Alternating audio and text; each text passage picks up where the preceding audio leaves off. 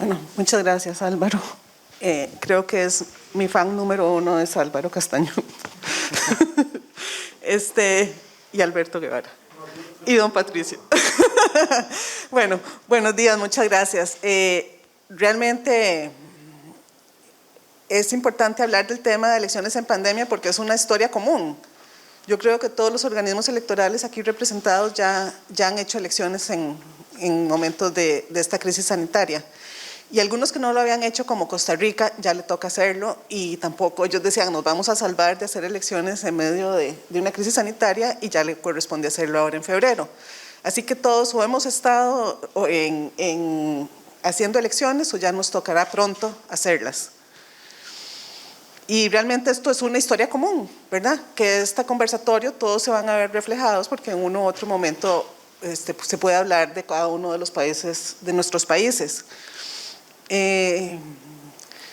Para el 2020 había un calendario electoral bastante robusto. En enero ya habíamos estado en Perú, en las elecciones extraordinarias del Congreso. El primer domingo de febrero había habido elecciones de alcaldes en Costa Rica. El 16 de febrero estuvimos en República Dominicana en las elecciones que se tuvieron que posponer. La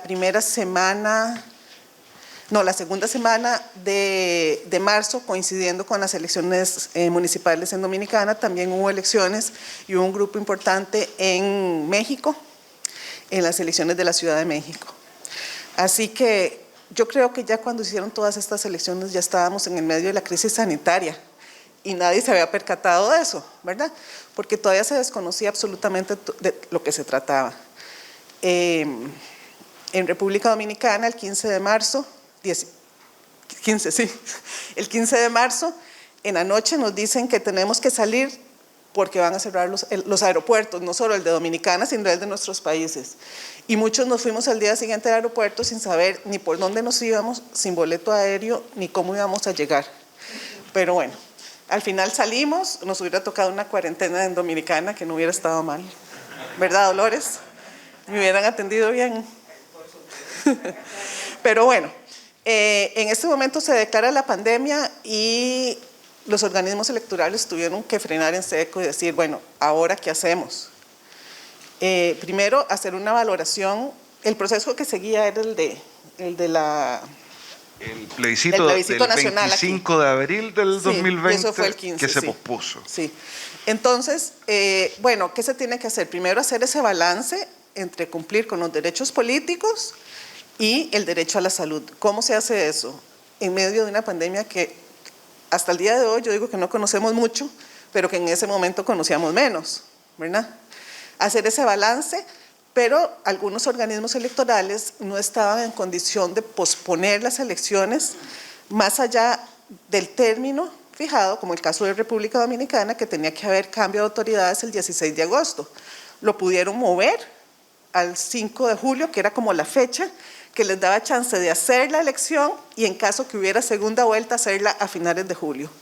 Porque en muchos países ello iba a conllevar hasta reformas constitucionales. Si bien es cierto, otros países como México, en el caso de la elección de Coahuila e Hidalgo, era una decisión del INE. En otros países hubo reformas, hubo leyes como en Paraguay, que pospusieron por un año. En Uruguay, que había elecciones municipales, también por una ley se pudo pasar por una única vez y así fue variando de país en país. En algunos países como en Bolivia fue uno de los casos más serios porque si bien era una decisión del Tribunal Supremo Electoral, también era una decisión políticamente muy difícil por las encuestas, ¿verdad? Entonces, si la pasaban, afectaba a un partido político, eventualmente podía afectar si la mantenían, pero el nivel de la pandemia era incontrolable. En todo caso, fue una decisión al final del organismo electoral y la mantuvieron y no pasó nada.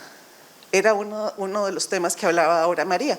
Realmente, en muy pocos países hubo un aumento en los casos después de la elección, pero esto debido a que los organismos electorales tuvieron que aplicar realmente protocolos sanitarios, medidas sanitarias,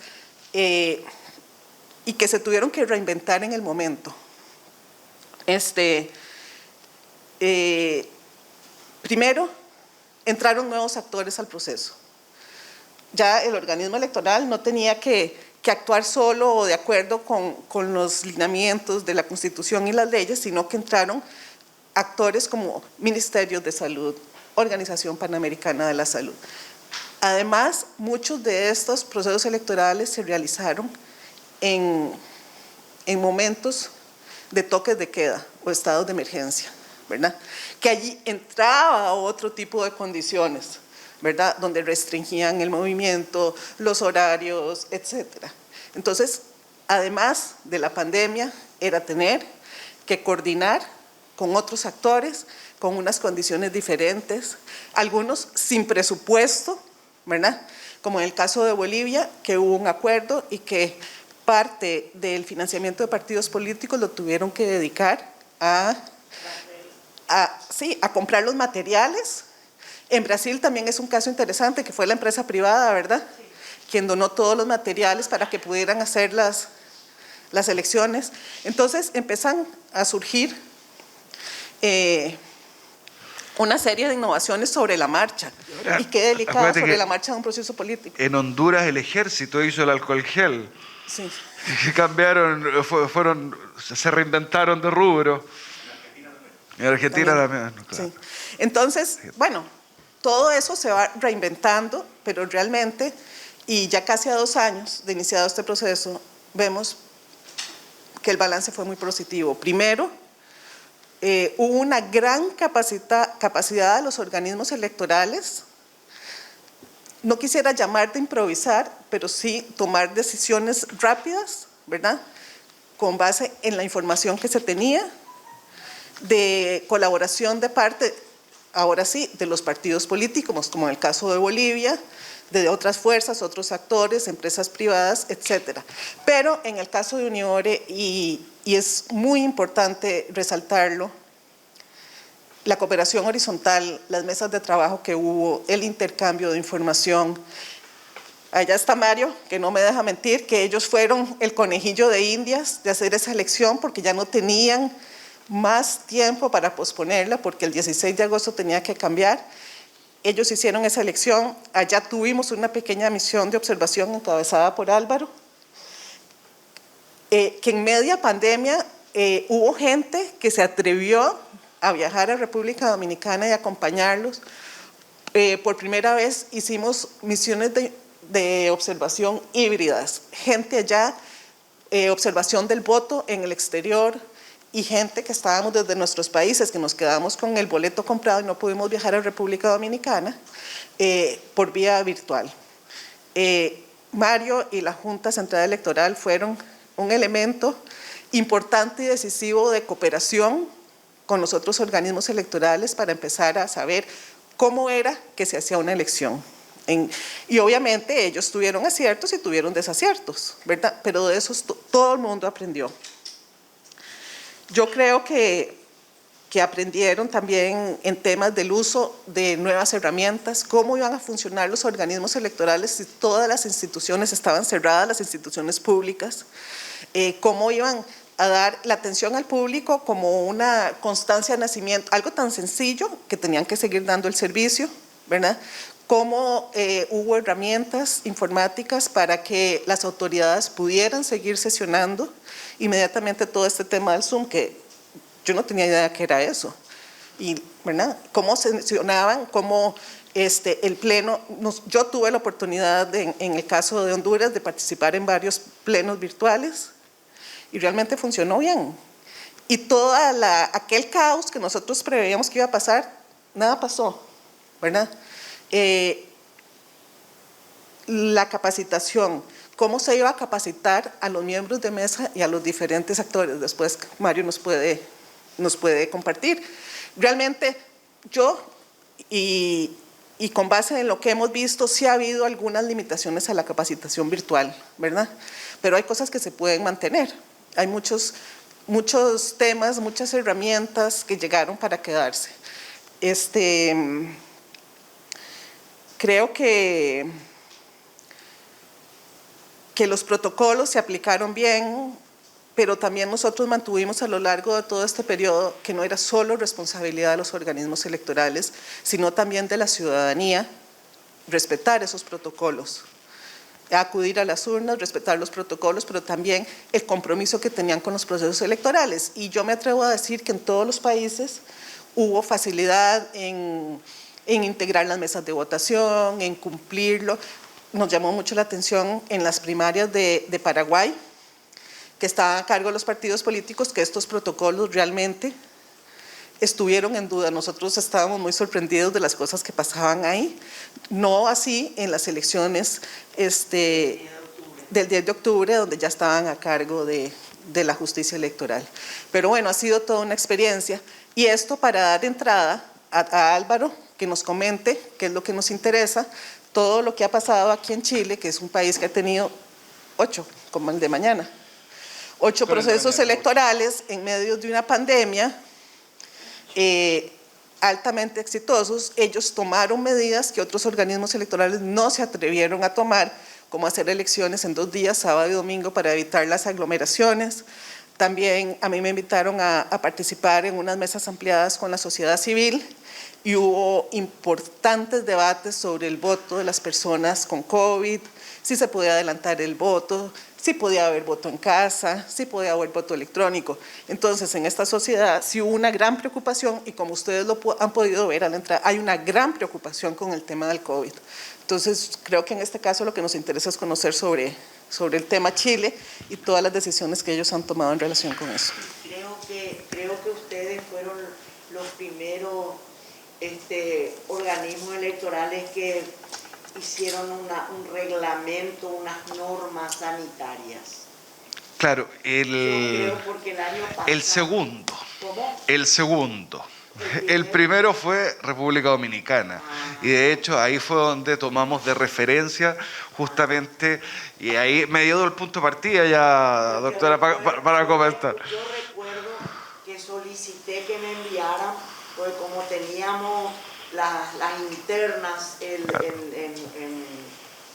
el mes de junio, yo creo que, porque 2 veces nosotros postergamos nuestras elecciones. Estábamos pendientes, pero como se agudizaba el problema, entonces suspendimos por 1 año. Y yo pedí las reglas sanitarias que me enviaran, por eso recuerdo muy bien. Claro, y fue muy interesante ese proceso porque, bueno, si algo comentaba Sofi fue esta misión que tuvimos en el pic del COVID, donde no había vacuna, no había nada, y fuimos a República Dominicana con el compromiso y con el cariño que les tenemos. Fuimos, ahí estuvimos y aprendimos muchísimo. Yo me acuerdo que conversamos mucho con Patricio Santamaría, que en ese momento era presidente, que ahora está ahí leyendo algo. ¿Te acuerdas el dilema, el tremendo dilema de si íbamos o no íbamos a Dominicana? Porque los aeropuertos estaban cerrados, teníamos que pedir un permiso especial, o sea, todo indicaba que era una muy mala idea viajar en ese momento, pero estaba el compromiso y estaba el interés de asistir. Por favor, Patricio, tú ibas a decir. Agrego lo siguiente, en favor obviamente de Álvaro. Efectivamente había además una norma que hacía que los superiores jerárquicos en la administración pública o los empleadores en el sector privado se hacían responsables de las personas que viajaban. De tal manera que nosotros, muy valientes como consejeros, dijimos: nosotros no nos responsabilizamos de si tú quieres ir, anda, no tenemos ningún problema, pero por tu responsabilidad. Yo creo que era lo que correspondía, y Álvaro, como un aventurero y un valiente, ¿Y adicto a esto? ese alcance quería hacer. No. Muchas gracias por el alcance, sí me acuerdo. Además que tomo las actas del consejo, así que yo solito hice el disclosure, después lo borré. No, todavía está ahí en la acta.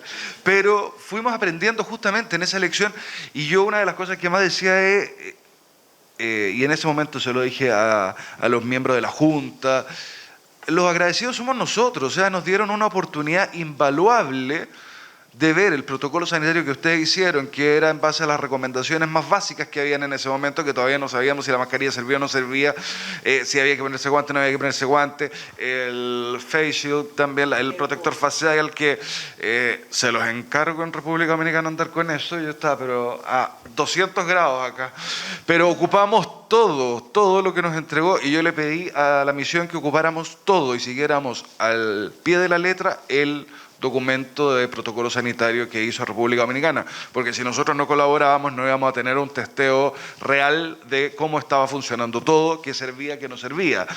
Fue un laboratorio en vivo, en resumidas cuentas, porque en cada uno de esos procesos volvimos y fuimos dando forma a nuestro protocolo sanitario.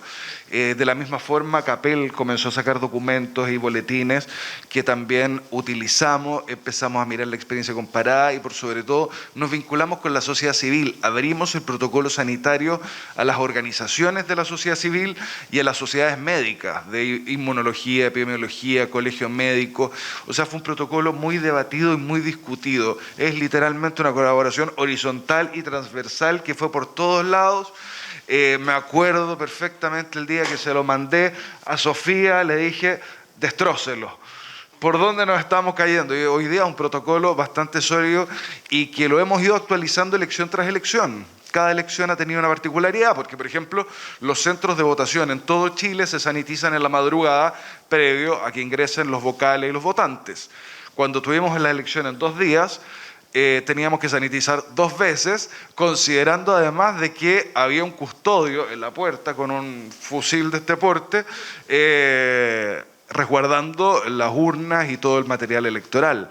Por lo tanto, cada protocolo se fue amoldando a la realidad de cada proceso electoral. El del plebiscito, que fue el protocolo estreno, fue garantía y fue noticia en Chile porque realmente por primera vez se establecía un sistema de normas para una votación que además para nosotros como servicio electoral era rarísimo.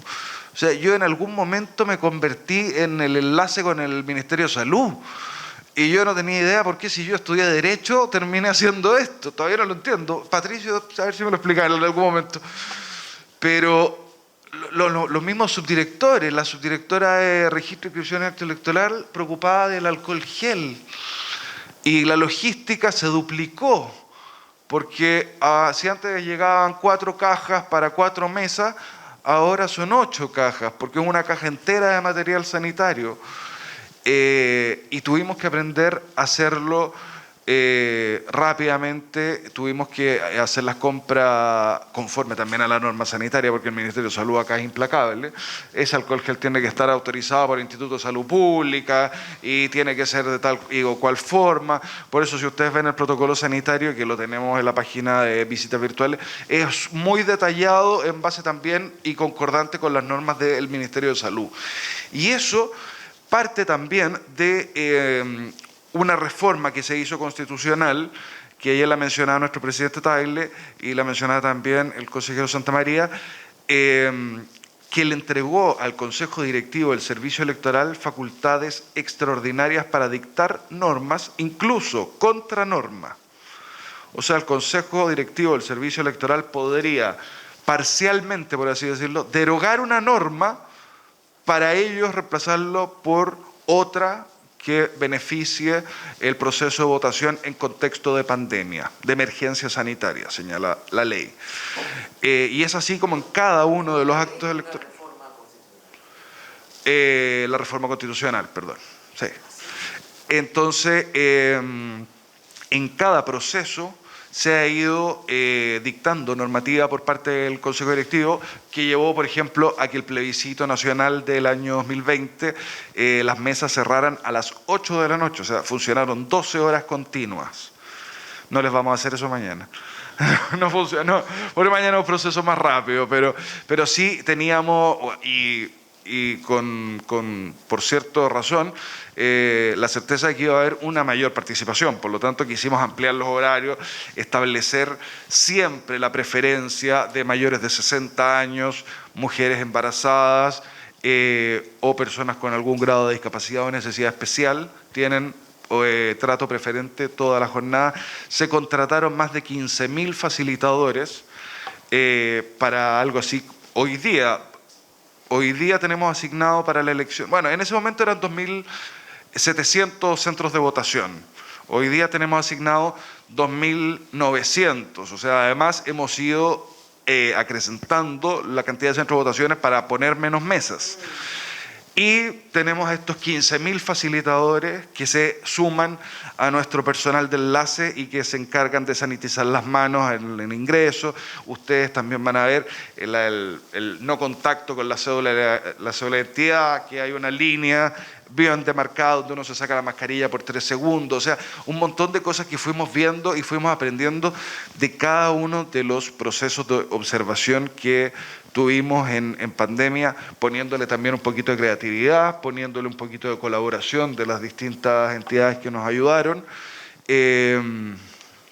Y como dijo María y ayer dijo el presidente, se demostró que no existe ninguna correlación en aumento de casos y procesos eleccionarios. Ninguna. ¿Por qué? Porque también hemos dado la señal clarísima, y eso también lo aprendimos de Dominicana y lo hemos aprendido y lo hemos aprendido todos. En cada proceso que hemos estado, hemos visto los kits sanitarios que nos han proporcionado, de que acá no es solo la seguridad, sino que también es la sensación de seguridad. Por lo tanto, nuestros vocales, mañana ustedes los van a ver con mascarillas KN95, que sirven para todo el día, pero tienen 2. Porque si ellos sienten que está húmeda, se la puede cambiar. Porque si ya le están haciendo un servicio al país, nosotros nos vamos a asegurar de que si se quieren bañar en alcohol gel, se puede bañar en alcohol gel. Si quiere cambiarse mascarilla, ponerse 2 KN95, que no se lo recomiendo, porque mañana va a ser 34 grados, se pueden poner las mascarillas. Por lo tanto, hay una preocupación en que el electorado, en general las personas, no solo vean que se están tomando medidas, sino que además se tomen las medidas más allá de lo necesario. Y eso incluso incorporó por parte de nuestro equipo de comunicaciones señalética en cada centro de votación, especial con recomendaciones por la pandemia, de entradas y salidas distintas, y varias otras cosas que ustedes van a ver y que se siguen muy rigurosamente en los centros de votación. Yo, solo para cerrar, puedo decir otra de las innovaciones que hicimos en mayo y que yo creo que nos sentimos bastante orgullosos y que también me tocó gestionar a mí, no entiendo por qué, pero me asignaron ese trabajo y lo hice muy contento, fue que disponibilizamos 500.000 dosis de vacuna para todo el personal con rol electoral, todos los vocales de mesa, todo quien estuviera involucrado en la elección de mayo. Nosotros entre marzo y abril los vacunamos. Y hay otra cosa también que hay que destacar. En ninguno de los países que tuvieron elecciones, que fue casi toda América, ¿verdad?, la ciudadanía también respetó esas reglas sanitarias. Hay que destacar también el civismo de toda la población. Nunca escuché que en algún país que tenía elecciones y que con esas normas tan rigurosas hayan protestado o haya habido algún movimiento. Eso también hay que destacar, el comportamiento ciudadano. Sí. Fue una responsabilidad conjunta. ¿Cómo? Fue una responsabilidad conjunta. Y sí, pues Sí, claro, sí, claro. porque es tan horroroso todo lo que vivimos, ¿verdad? Yo, Álvaro, en relación con Chile, me gustaría, ahí está Karen, ¿verdad?, que Karen nos cuente un poquito sobre las estrategias de comunicación y el llamado al voto y que el electorado se sintiera que iba a votar de manera segura, porque ustedes hicieron muy buenas campañas. Todos han hecho muy buenas campañas, incluyendo la de República Dominicana, que rápidamente tuvieron que hacer conciencia que tenían que ir a votar, que iban a estar seguros, explicar el protocolo sanitario, además de la campaña adicional que se hace en un proceso electoral. Pero también tengo otra duda, y es el tema del aforo, porque para las elecciones de noviembre se veían largas filas afuera de los centros de votación, ¿verdad? Muy ordenadas, pero sí largas filas. Entonces no sé si el aforo se mantiene, porque hubo países como Ecuador que entre la primera y la segunda vuelta tuvieron que variar esa disposición, porque si bien es cierto, adentro de los centros de votación todo estaba muy ordenado, afuera había filas hasta 2 kilómetros con grandes aglomeraciones, que entonces el contagio estaba afuera, entonces no tenía ningún sentido ese cierre de puertas. Pero aquí también lo vi. Que es el dilema que todos y todas hemos tenido. ¿Dónde hacemos la fila? ¿Dónde nos va a quedar esta revuelta de personas? ¿En un lugar cerrado, con un espacio cerrado, o en la calle que podríamos decir que es infinito? En el caso de Chile pueden llegar hasta Argentina, haciendo fila. Algunos casi llegaron. Y la decisión mayoritariamente siempre hemos visto que es haga fila en la calle. Lo que pasó aquí en Chile fue que en noviembre, y ese es un desafío que como órgano electoral tenemos, eran muchas cédulas de votación, eran muchos los candidatos. Yo personalmente, que normalmente me demoro nada en votar, en la mitad de las cédulas no tenía idea por quién votar, y después doblar el voto me demoré unos buenos minutos. O sea, yo realmente, siendo una persona consciente de cómo se hace el proceso, me demoré algo así como 6 minutos en todo el proceso de votación. O sea, es muchísimo. Y para el próximo ciclo electoral tenemos un problema mayor, que es que todas las elecciones locales se van a hacer juntas. O sea, va a ser miles de candidatos con papeletas gigantes, y todas las elecciones generales a nivel nacional se van a hacer juntas, por ejemplo, en noviembre. Entonces, el 2000... ¿Cuánto estamos? 23, debería ser las locales, donde se van a juntar, por ejemplo, órganos colegiados como consejeros regionales y concejales municipales. Eso, evidentemente, va a hacer que esa elección, puntualmente, esa elección, o la tengamos que hacer en 2 días, o vamos a ver colas como en noviembre, o filas como en noviembre, porque en realidad no es un problema tanto de aforo adentro de los centros de votación, y si siguieron la transmisión virtual se veía total tranquilidad. El problema era la demora. Yo les puedo decir, quizás esta confesión no la debería hacer, pero tenía que volver a trabajar, entonces entré con la credencial de CERVEL. Me fui directo a la mesa a votar, me salté la fila básicamente, pero me tocó otra fila adentro, que era la fila que estaba por el aforo de la norma que dictó el Consejo, que eran 10 personas, y en esas 10 personas me demoré como 40 minutos en esperar que votaran. Entonces, ese ya es un problema de volumen de cédulas. Lo vamos a tener con pandemia, sin pandemia. Va a ser un desafío que ahora vamos a poner la atención cuando salgamos de esta. Pasito a pasito, Sofi. Como jefa de comunicaciones, debo decir que Álvaro fue la única persona del servicio electoral que tomó esa decisión de saltarse la fila, por cierto. Nosotros lo desconocíamos. De hecho, quiero desmentirlo. Probablemente él esté imaginando eso y no lo hizo. ¿Ya? Sí. Vamos a recabar todas las pruebas al respecto porque es algo muy incorrecto y no se debiera hacer. Pero para responder la pregunta de Sofi respecto de la campaña, nosotros primero, como les comenté ayer, teníamos como una campaña bien armada de plebiscito, viene la pandemia, se nos cambia la fecha y salimos con una campaña sanitaria. Esta campaña tiene varios ángulos, varios medios. Tenemos primero la parte pagada, tenemos también todo lo que hicimos con la gestión de prensa, tenemos muchas vocerías, muchas entrevistas y mucho mostrar el protocolo sanitario que se creó, ¿ya?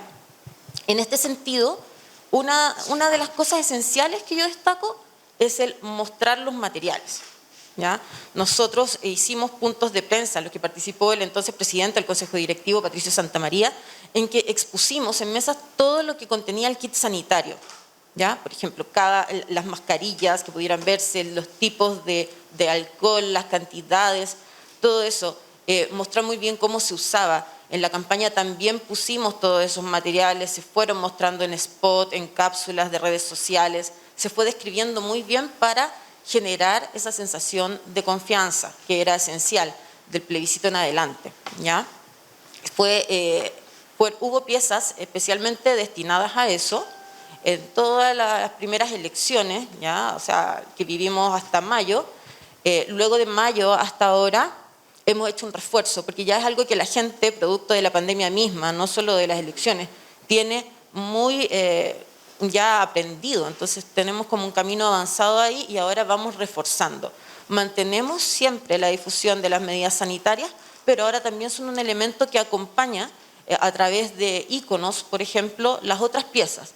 No dejamos de ocupar el icono que se generó con la mascarilla, el icono propio también que generamos con el lápiz pasta azul, con la distancia, que son iconos señalética también que ocupamos para los locales de votación, muy normal, muy de aeropuerto, como podría decirse, como de comprensión universal,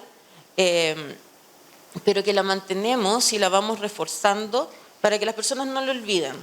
También hay otros temas asociados ahí, como por ejemplo que el uso de la mascarilla no contenga propaganda política. Es algo que también nos preocupamos de estar difundiendo. Que las personas conozcan si es que existen o no horarios preferentes o cómo acceder a esa preferencia. Por ejemplo, en el plebiscito hubo una franja de horario preferente para personas de 60 o más años, embarazadas o con algún tipo de discapacidad. Eso ahora lo tenemos, ahora tenemos acceso preferente en todo horario para las personas que tienen esas características, ¿ya? O las personas que lo necesiten. ¿Temprano o en la tarde? Se puso en la tarde, esa fue una decisión de consejo directivo pensando en que si llegaba muy temprano también podían llegar a constituir, o sea, a instalar las mesas, en fin. Claro, fue de 2 a 5 de la tarde el horario, la franja de horario preferente para plebiscito. Ya, nosotros sabemos que existen también diferencias. Hay gente que opina que los adultos mayores, por ejemplo, votan más temprano, otros que no, que a veces van en la tarde, pero acá la decisión se tomó también con criterios sanitarios. Para mañana acceso preferente durante todo el día, durante toda la jornada, de las 8 hasta las 18 horas. Y si una persona que tuviera alguna de estas condiciones de ser de 60 años más o embarazada o con discapacidad, va en la mañana y no está instalada su mesa, el delegado le puede pedir, pero la persona se puede excusar en ese momento. Si la persona quiere quedarse, una persona de 60 años más y quiere quedarse ejerciendo como vocal, lo puede hacer, no está impedido de hacerlo. Así que... Claro, ahí yo complementaría lo señalado por Karen, que la norma se cambió sobre todo por un tema práctico, de que en el fondo efectivamente las personas mayores prefieren ir a votar en la mañana, y en la medida que fue avanzando los procesos electorales, se nos vino el verano. O sea, ahora decirle a las personas casi que no sé, una persona de 80 años vaya a votar a las 4 de la tarde, decirle agárrese los 34 grados de calor y hasta ahí llegó. Entonces, sí es importante tener todo el tiempo preferente, sugerir un horario, pero dar la flexibilidad y por sobre todo también incentivar a las personas que pueden ser vocales, y ustedes lo van a ver mañana, a que se queden en la mesa, porque en Chile es un rol más desconocido, es una carga pública finalmente atender las mesas receptoras de sufragio, por lo tanto no se lo toman con la mejor de las ganas y por lo tanto el sistema chileno da una flexibilidad de horario para instalar esas mesas. Entonces necesitamos gente hábil para o que se ofrezcan de voluntario o invitarlos a sentarse ahí, o que un carabinero salga corriendo detrás de ellos y los siente ahí como pasó.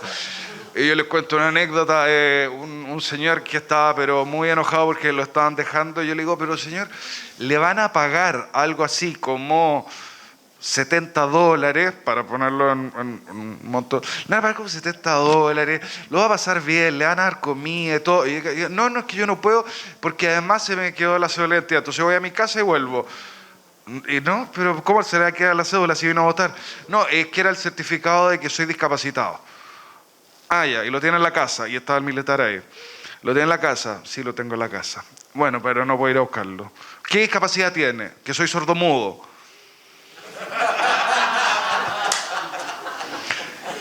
Ese pasó una noche en el calabozo. Ese se lo aseguro. El militar se enfureció al calabozo. Salió en las noticias el tipo.